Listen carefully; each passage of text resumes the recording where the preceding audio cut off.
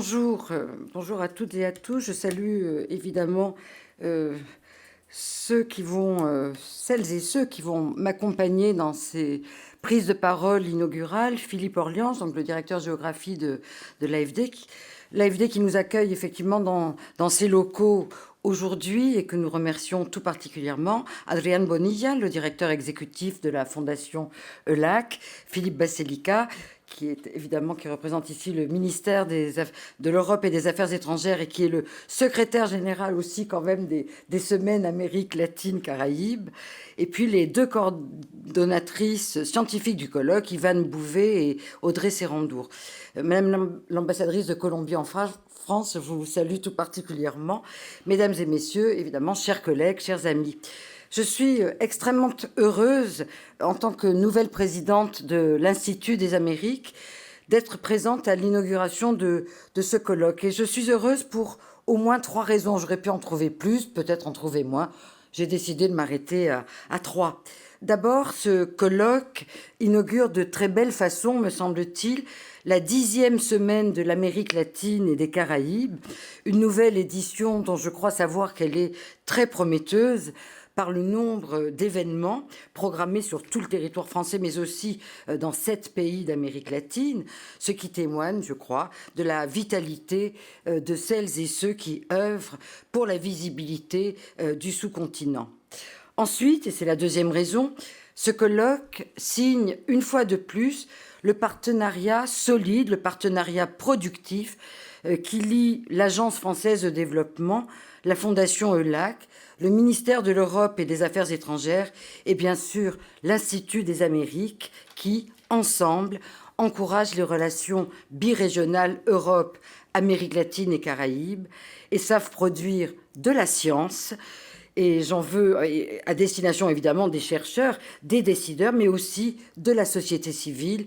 Et j'en veux pour preuve le beau volume qui a été consacré aux actes de la dernière édition de ce colloque annuel. J'espère qu'il pourra très vite circuler. Et enfin, et c'est la troisième raison, ce colloque fait scientifiquement écho à ceux qui l'ont précédé depuis 2012 et qui ont su aborder des thématiques dont le moins que l'on puisse dire est qu'elles s'inscrivent pleinement dans les défis contemporains que doivent relever tant l'Europe que l'Amérique latine et les Caraïbes. Alors, sans être exhaustive, rappelons que nous avons déjà conjointement réfléchi aux questions d'intégration, aux questions des villes durables, des enjeux climatiques, du management interculturel, du rôle des femmes, de la santé publique, de l'éducation, etc. Vaste programme, inépuisable par nature, mais toujours questionnable par nécessité. Alors ces visions et ces regards croisés, Europe, Amérique latine, Caraïbes, et on remercie évidemment l'Agence française de développement de nous avoir rejoints dans ce riche partenariat depuis 2017, sont absolument essentiels. Pour l'Institut des Amériques, ils sont au cœur même des réflexions transverses et décloisonnées que cet institut mène et promeut. Il constitue aussi une manière, je vais le dire ainsi, une manière d'appréhender de façon globale et complémentaire la complexité des défis contemporains auxquels nous sommes confrontés, non seulement en tant que chercheurs, pour beaucoup d'entre nous, mais aussi en tant que citoyens conscients et engagés. En 2019, nous avions d'une certaine manière déjà abordé la question des ressources et des inégalités engendrées par leur production. Aborder cette année la question du défi que pose le commerce des matières premières en Europe, Amérique latine et Caraïbes, c'est évidemment poser une question vive, certes économique, mais aussi géopolitique, sociale et environnementale. À telle enseigne que le sujet invite sur les 2 jours du colloque, aujourd'hui et demain, tant lors de la conférence inaugurale que des 3 tables rondes, à faire dialoguer sociologues, géographes, spécialistes de politique environnementale, de transition énergétique et de changement climatique, à faire se parler aussi des spécialistes issus tout autant du monde universitaire que du monde diplomatique ou de l'administration publique.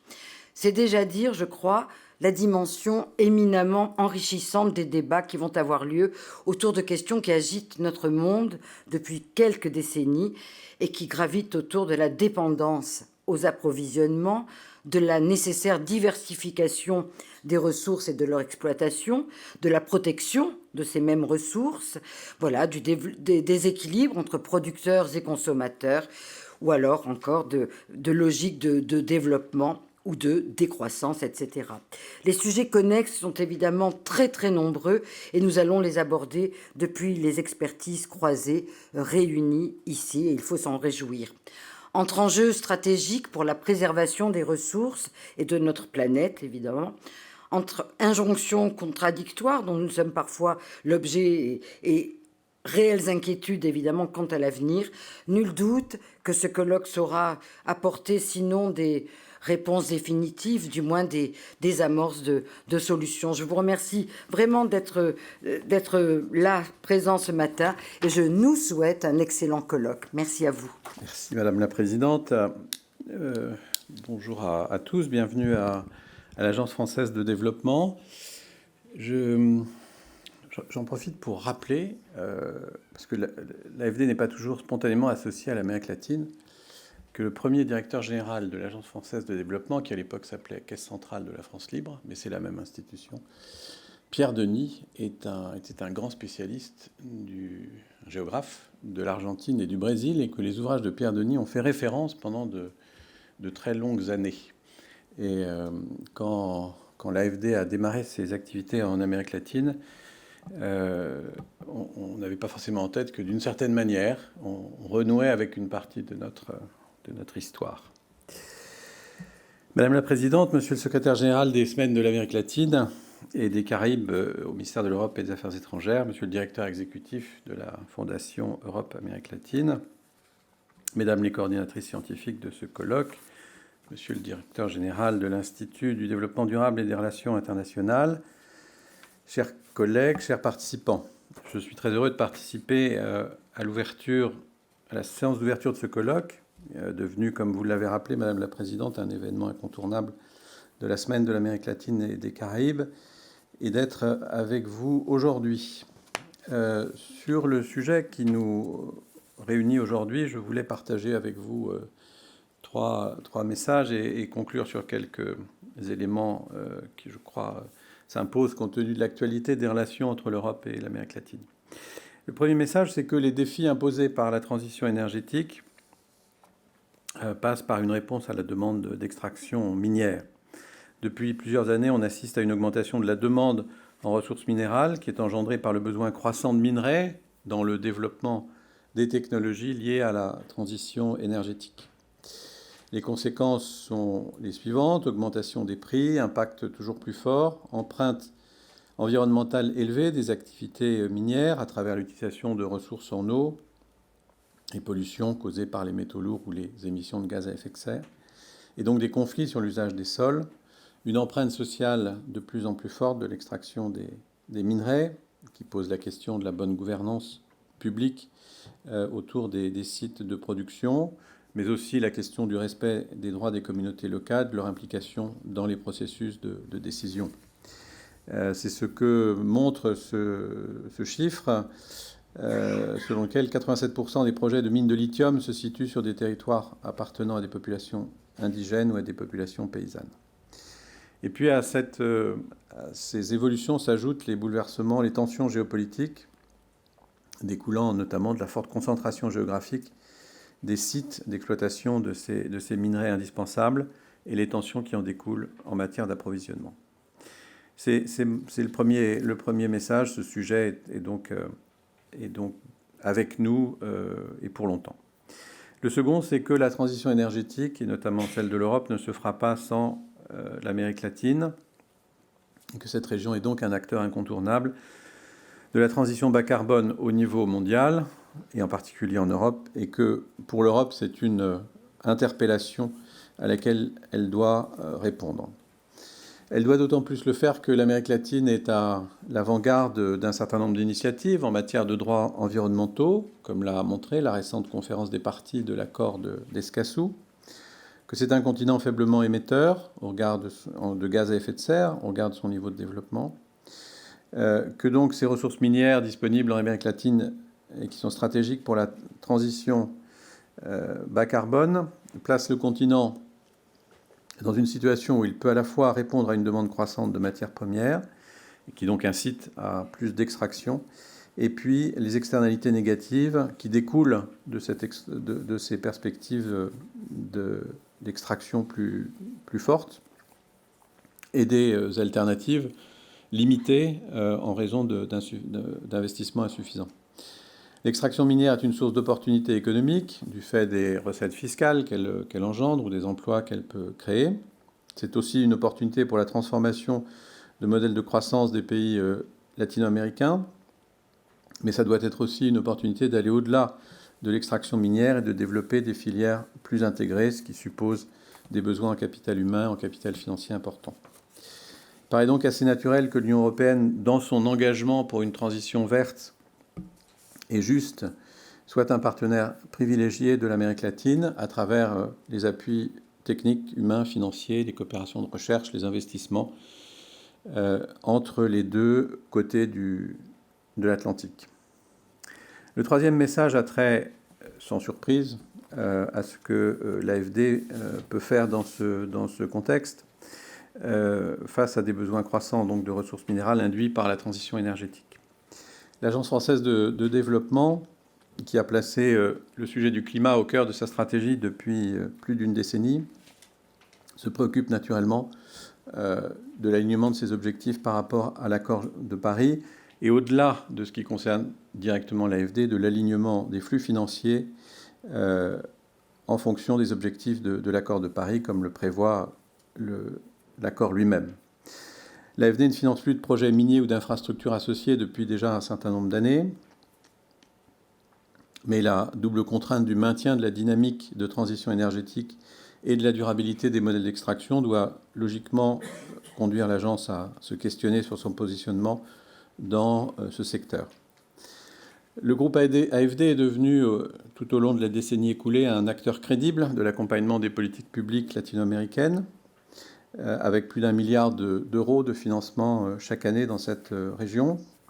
Le groupe AFD travaille avec les autres bailleurs de fonds, les autres agences de coopération, qu'il s'agisse de l'Union européenne, évidemment, de l'AECID, de la GIZ, de la FIAP, de la KfW, qui se retrouvent fréquemment dans des initiatives Équipe Europe, Team Europe Initiative en anglais, comme par exemple sur le bassin amazonien, le programme Euroclimat, le programme Amazonia Plus ou encore le soutien à l'accord d'Escazú que j'évoquais au début. C'est donc cet écosystème de bailleurs de fonds qui doit, sur ce sujet comme sur d'autres, travailler mieux collectivement. L'AFD a développé un outil macroéconomique capable d'éclairer l'action publique en matière de scénarios de transition énergétique, utilisés au Brésil et en Bolivie. L'AFD appuie des plans nationaux de décarbonation, d'exploitation durable des ressources minières en partenariat avec le Costa Rica et la Colombie. L'AFD et sa filiale Proparco, dédiée au financement du secteur privé, peuvent donc intervenir sur de nouvelles capacités de production et de transformation des métaux, sur le développement d'infrastructures associées, sur la mise aux normes environnementales des installations existantes, sur des programmes de formation dédiés, voire sur la révision des codes miniers nationaux. Le soutien de l'agence à ce secteur devra donc s'attacher à limiter les externalités négatives, comme je l'évoquais à l'instant, mobilisant l'ensemble des instruments disponibles, financement budgétaire, assistance technique, etc. Et c'est un sujet sur lequel nous travaillons en ce moment, et les travaux, les délibérations de notre colloque contribueront à cette réflexion. Celle-ci suppose, par exemple, de disposer d'une liste des métaux essentiels à la transition énergétique qui soit cohérente avec celle qu'ont développée l'Agence internationale de l'énergie ou la Banque mondiale, ou bien de réviser la taxonomie des financements verts dont l'AFD s'est dotée. Quelques éléments, quelques considérations pour finir sur le positionnement de l'agence en Amérique latine, en général, au-delà du sujet de notre colloque et dans le contexte actuel des relations Europe-Amérique latine. L'Agence française de développement a commencé à travailler en Amérique latine au début des années 2000. Elle était déjà présente dans les Caraïbes, historiquement, en Haïti, en République dominicaine. Et elle est devenue, après 12 ans, un peu plus de 12 ans, 15 ans de croissance continue de son activité, une des principales agences bilatérales de la région. Et les orientations tracées, notamment la place faite à la finance climat, nous conduisent à penser que dans les années qui viennent, la croissance de l'activité est amenée à se poursuivre. Je crois que ce positionnement de l'Agence française de développement, qui doit être, sinon la première, en tout cas une des toutes premières agences bilatérales à travailler en Amérique latine, dans un contexte marqué également par le dynamisme des investissements européens sur le continent, doit contribuer à un resserrement des relations entre l'Europe et l'Amérique latine, relations qui font parfois un peu figure de parents pauvres dans les relations que l'Europe entretient avec le reste du monde, alors même que les sujets qui devraient nous rapprocher sont innombrables, et que l'actualité, que ce soit l'actualité géopolitique, que ce soit l'actualité du soutien au multilatéralisme, ou que ce soit l'actualité de la finance climat, ont tout pour que l'Europe et l'Amérique latine fassent plus ensemble, et que leurs agences de développement ou leurs institutions financières y contribuent. C'est aussi une des raisons qui nous conduit depuis pas mal d'années maintenant à être les partenaires des Semaines de l'Amérique latine et de ce type de manifestation. Je vous remercie.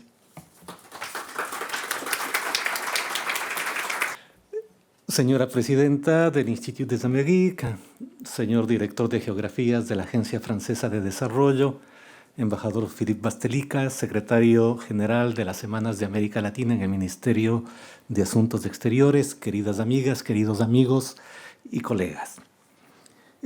La Fundación EULAC es un organismo internacional que está conformado por los gobiernos de los países de América Latina y del Caribe que se agrupan en la CELAC, la Comunidad de Estados Latinoamericanos y del Caribe, que son 33 miembros, y los países de la Unión Europea. Y la misión de la Fundación es el promover la relación birregional y agrupar a la sociedad civil dentro de las políticas que los jefes de Estado y altas autoridades de las dos regiones deciden en sus diferentes encuentros. En julio de este año, en pocas semanas, vamos a tener una cumbre de jefes y de jefas de Estado, que es la primera que ocurre luego del año 2015. Han pasado 8 años en que los jefes y jefas de Estado de las dos regiones no se han reunido, y esto de una u otra manera vuelve explícito el momento que esta relación tuvo y la voluntad que existe en las circunstancias actuales de retomar la relación entre las dos regiones.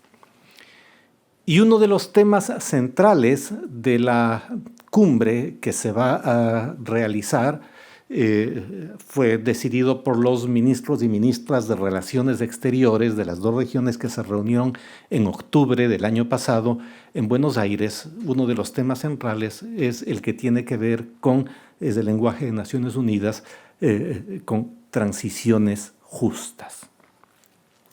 Al hablar de transiciones, ¿sí? Al hablar de transiciones estamos visualizando 3 transiciones en la relación birregional Europa, América Latina y el Caribe. La primera es la transición ambiental, que tiene que ver básicamente con las necesidades, por ejemplo, de cambios de matriz energética, que a su vez están relacionadas con el fenómeno más importante en términos físicos de los últimos años, que es el del cambio climático.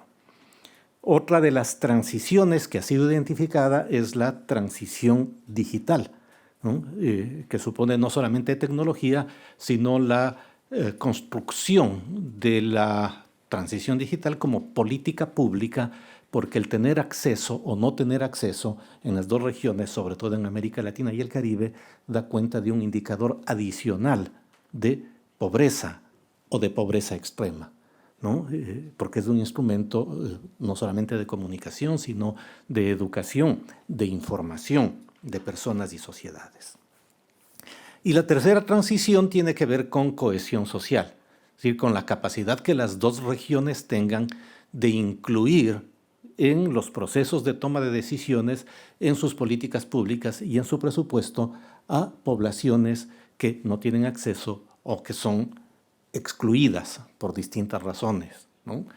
Razones de carácter excluyente en términos económicos, en términos étnicos, en términos de movilidad humana, ¿no? Que se producen en las dos regiones. La idea de transición social, cohesión social, justicia social es la palabra que se está manejando nuevamente después de varias décadas en la relación birregional. Y en este contexto, en el de las transiciones, este coloquio, ¿no? Que se organiza desde el Instituto de las Américas es absolutamente pertinente, porque la idea de manejar, conocer, producir información y eventualmente posiciones sobre el comercio de materias primas evidentemente aluden a los tres tipos de transición y probablemente en forma más directa a la transición energética que tiene que ver con los temas ambientales y que en el caso de la geografía global hace de Europa probablemente la región más interesada en acelerar los cambios de matriz energética. No hay otra región en el mundo que tenga visualizada, enunciada de manera explícita la necesidad de este tipo de transiciones. El contexto, como nosotros sabemos, es el cambio climático. Y en la relación birregional el cambio climático supone políticas comunes, pero supone también asumir responsabilidades diferenciadas. Porque, por ejemplo, la carga de carbono que se consume en América Latina en términos proporcionales a su demografía es muy inferior, ¿no?, a la de otras regiones del planeta y ciertamente muy inferior a la de Europa. Las responsabilidades son distintas, aunque las políticas pueden ser comunes. Y esto es parte probablemente de los debates que los jefes de Estado y las discusiones y las deliberaciones que los jefes y jefas de Estado tendrán en las próximas semanas. La política de transiciones y el uso de materias primas vuelve a referirnos a América Latina y al Caribe como una región que a lo largo de la historia, al menos de los últimos 3 siglos, vive reiteradamente un mismo rol en lo que desde el siglo XIX se llamó División Internacional del Trabajo. Y lo que algunos autores en América Latina han llamado globalización defectiva, la de las últimas 3 o 4 décadas en América Latina, ha vuelto a poner a la mayoría de sus economías como economías productoras de materias primas, economías primarizadas. Incluso aquellas que tenían cierto grado de industrialización en la región, en el cono sur, por ejemplo, se reprimarizaron en la primera década de este siglo como consecuencia del boom de la demanda internacional de bienes primarios, en este caso agrícolas, ¿no?, que implicó la emergencia económica de China y el impacto de las políticas chinas, particularmente en Sudamérica, aunque en toda la región. Y lo que los datos nos muestran es que estas economías que tenían cierta capacidad industrial sacrificaron esa capacidad, no la eliminaron del todo, por producir materias primas. La región en su conjunto es una región productora de materias primas para el mercado global y también de servicios. Materias que son o bienes agrícolas o que son bienes minerales o energéticos. Y la transición de la matriz energética supone nuevamente considerar materias primas que en este caso vuelven a estar localizadas en Sudamérica y que desde la perspectiva de América Latina y el Caribe supone, porque es un nuevo inicio, el tratar de neutralizar la tradición de exportarlas sin agregar valor, porque esto en términos globales supone la construcción de condiciones asimétricas de intercambio entre distintas economías. Esto es parte probablemente de los debates que tendremos a lo largo de estas reuniones en el día de hoy. En un contexto de aumento de la demanda de materias primas, los intereses de las economías de los países de carácter estratégico tienen que confrontarse también con las necesidades inmediatas.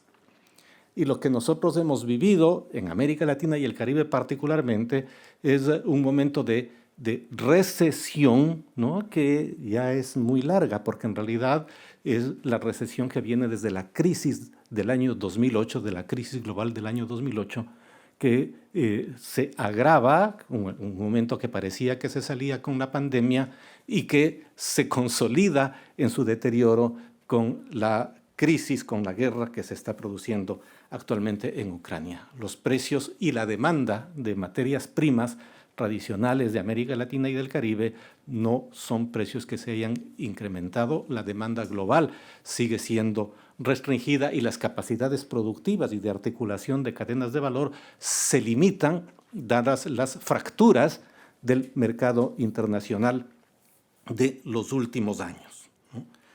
En este contexto, ¿sí?, quisiéramos, o este evento está destinado a discutir cómo conciliar la creciente diversidad de materias primas con los imperativos que las necesidades imponen, al igual que los objetivos de las transiciones verde y social sugieren. Al mismo tiempo, en estas condiciones, que son condiciones materiales importantes que determinan las políticas públicas, cómo construir lógicas de cooperación birregional, ¿no?, que desde la perspectiva latinoamericana y el Caribe promueva una aproximación distinta a las necesidades de agregar valor a sus productos y finalmente cómo moderar, controlar las asimetrías naturales del orden económico internacional, de su organización y de las capacidades de las distintas economías. Con estos antecedentes, yo creo que este evento va a ser muy valioso, va a ser muy productivo y simplemente me queda agradecer la hospitalidad de la Agencia Francesa de Desarrollo, la capacidad de convocarlo del Instituto de las Américas y el apoyo del Ministerio de Asuntos Exteriores y, por supuesto, la asistencia de todas y todos ustedes. Muchas gracias.